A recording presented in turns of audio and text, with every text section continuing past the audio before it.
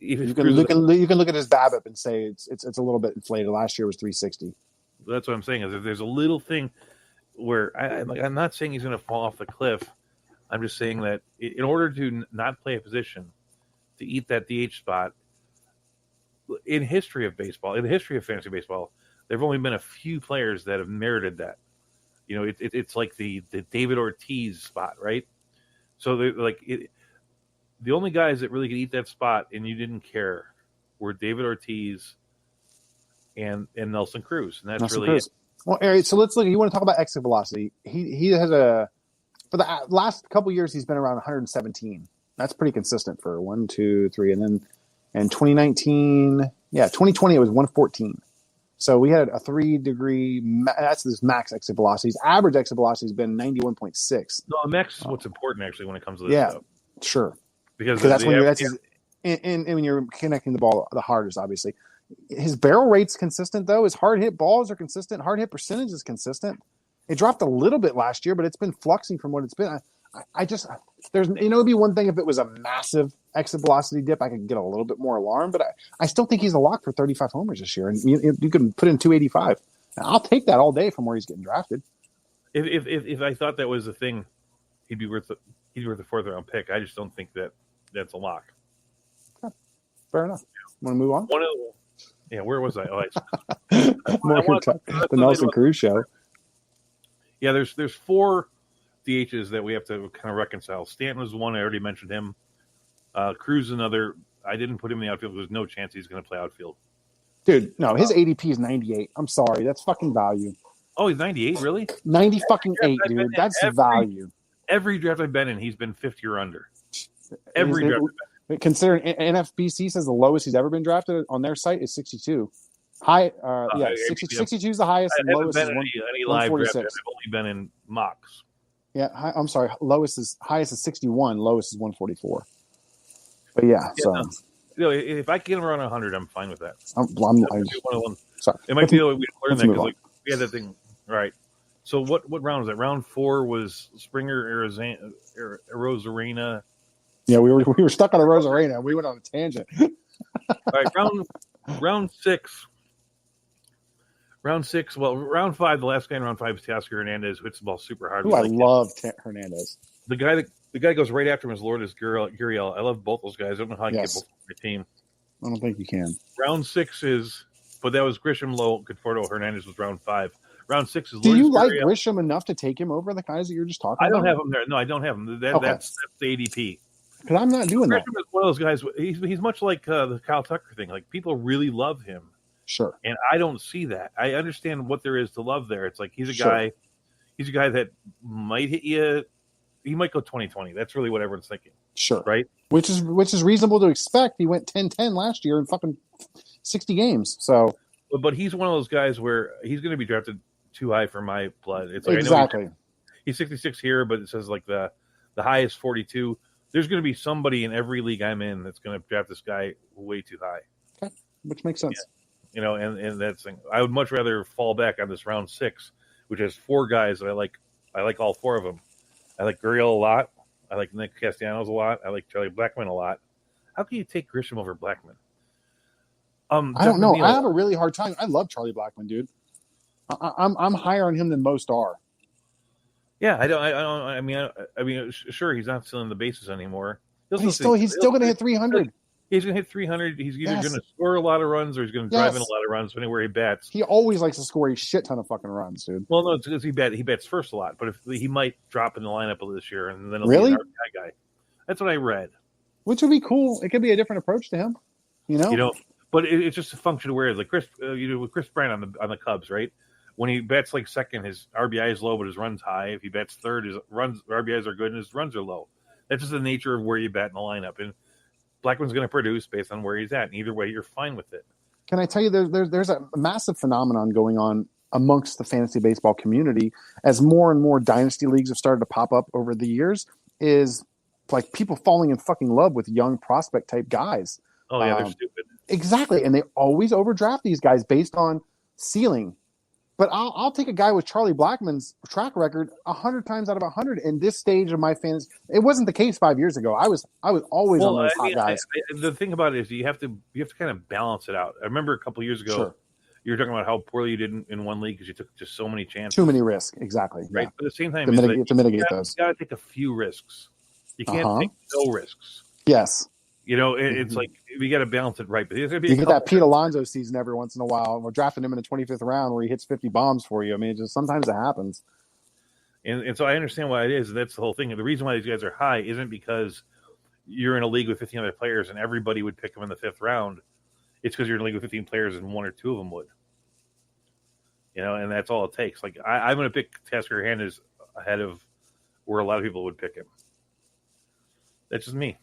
Yeah, no, trust me, I love Hernandez. Especially based on what he did last year and the glimpses of brilliance I've seen from him, and he's gone on a couple tears where he's been fantasy worthy and over the last couple years, but he's not been super consistent. Last year, he really put it all together and was. I mean, at one point, he was the top player in baseball based on what he was doing. Well, the guy hit 16 homers and 34 RBIs and hit 290. I mean, that's amazing. I've hung my hat on him for quite a while this year. Sure. Where like Andrea will say like, well, Tasker Hernandez is Doug's guy, and I don't think I've really ever had a guy before. I like him. No, but the thing about it is this: is like he's got 70 grade speed too. He can steal bases, and if he can hit close to 300, he stole 6 last year. Yeah, with 30 bombs and 16 RBIs, that literally is Christian Yelich Juan Soto territory. He really is. He's one of those values that I see has like value written all over him. If the boxes line up decently, he could be a high first round value. And if you're going to take a risk, I'd rather take a risk on that than on Trent Grisham's best year, which would be 22 home runs, 22 steals. Yes. You know what I mean? It's yes. like he's one of those players that sticks out to me in a crowd when I look at his name. It's kind of like I love the movie The Matrix, and you remember the Matrix where the guys had like the green screen with the things, and the guy he could read the Matrix, so he was looking. No one else knew what he was looking at. I feel like sometimes I can look at the draft and go, that name just like it just jumps out and like bites me in the face. Like that's the guy you should be taking over all these other names. There are guys every year. I respect people that make lists, and I really don't like them because you have to like actually evaluate every player. I don't like doing that, but I'll stick my neck out on a handful of players, and I'm perfectly fine signing my name on the Tasker Hernandez. And if you listen to last week, I'm perfectly fine signing my name on Ty France. I really am perfectly fine putting my name on Ty France. I like it. I like it a lot. But Nick Castellanos in that group, I just think, I mean, everything that I loved about Nick Castellanos going to the Reds last year, I don't know why I don't love it this year. I just figured last year was a season that kind of went awry. Do you think he can get the batting average back to a respectable level? Yes. Like he hit 289 the year before, and then he pulled up a 225 last year. That was embarrassing. Now the power was there; it was legit. Was he selling out because of the ballpark? Was it just because it was 20 and everything was upside down? I mean, there's so many players hit poorly last year. Yes, I call that the anomaly. Basically, we caught him.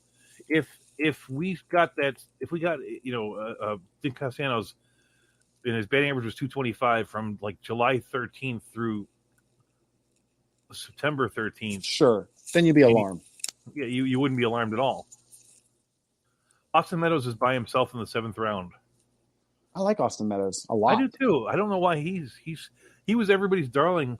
He was last year's Trent Grisham and Kyle Tucker, and now no one likes him. It's interesting. It's interesting what a half season can do to you when you hit 205. Everyone likes to forget. Dude, the guy. Think about this. The guy is a year removed from hitting 291 with 33 and 89, and 12 stolen bases. And I mean that is his. And he's only 25 years old, man. Like I think the future is bright for Austin Meadows. The only negative about Austin Meadows would be the same thing that they say about the guy who's next there is that Tampa Bay is a weird team, and if he does a couple things wrong for a little while, he could play himself out of playing time. Normally, they are weird, but that's like as much as I like Brandon Lowe and I like Austin Meadows, you got to keep in back of your head. There's a 10% chance that they could all of a sudden not be playing. I mean, they do it to players all the time, and it's weird. in the 8th round, the other guy that I worry about his playing time. This is the guy picked number 111. He's a 27th player off the board. I have him much lower. Is Dominic Smith, but the 8th round is Dominic Smith, Byron Buxton. I Dylan worry Moore, about Dom Smith. I mean, the biggest problem with him is he can hit, I'm sure, but Where's he going to play? Where's he going to play? That's exactly the thing. It's like, is he going to play regularly? I mean, I think the best thing for them to do would be to just give him a spot. Answer me this: do you think the addition of, because we said Kevin Pillar signed with the Mets, correct? Mm-hmm.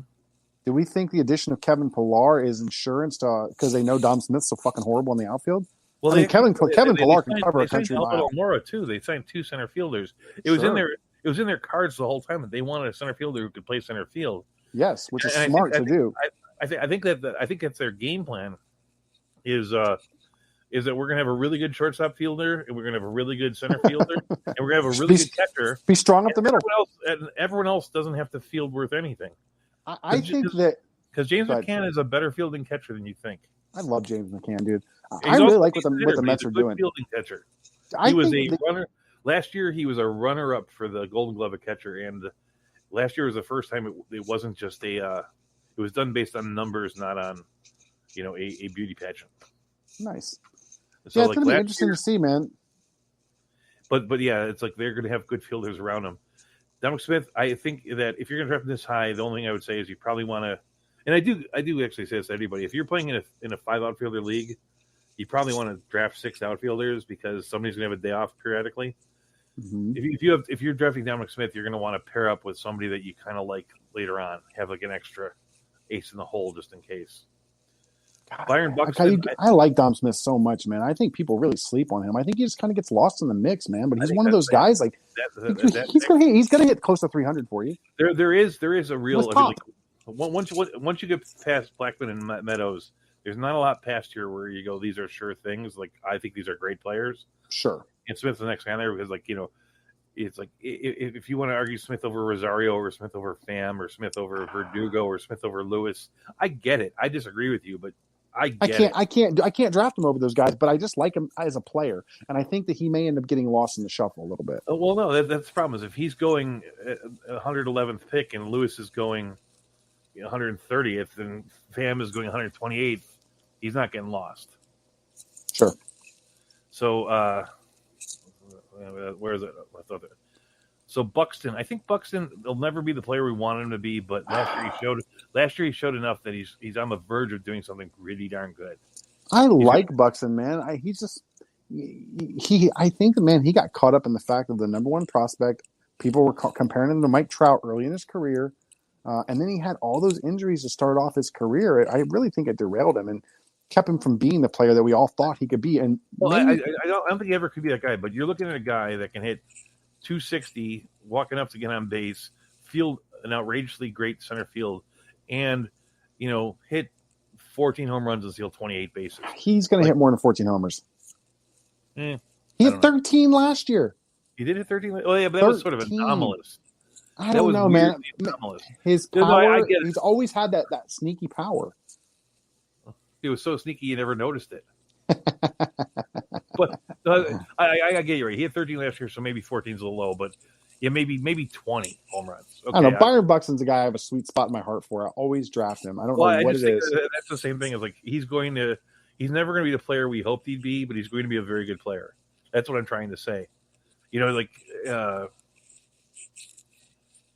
I think that he'll be like the best version of Jason Hayward. Jason Hayward had years where he hit was decent. Stole 20 bases in Atlanta.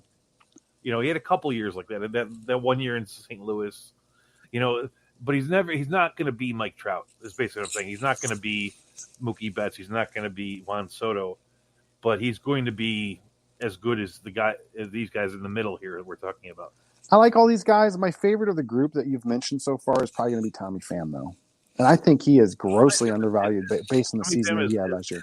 Is the next round was? Let me go through those guys. Oh, I thought you said his name already. I did. Okay.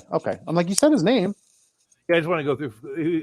Yeah, the ninth round is Pham, Edman, Myers, Verdugo. I brought him up because I don't really get how he's going behind some of these guys. Like I don't get it either. There's no way I would take Tommy Pham behind or I would take Smith above Pham.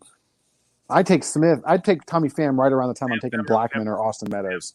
Well, that's what I was going to say, Pham or Meadows. That's where I have him right there. That's it. I think Rosario is solid. I think that I like Dylan more. I think he's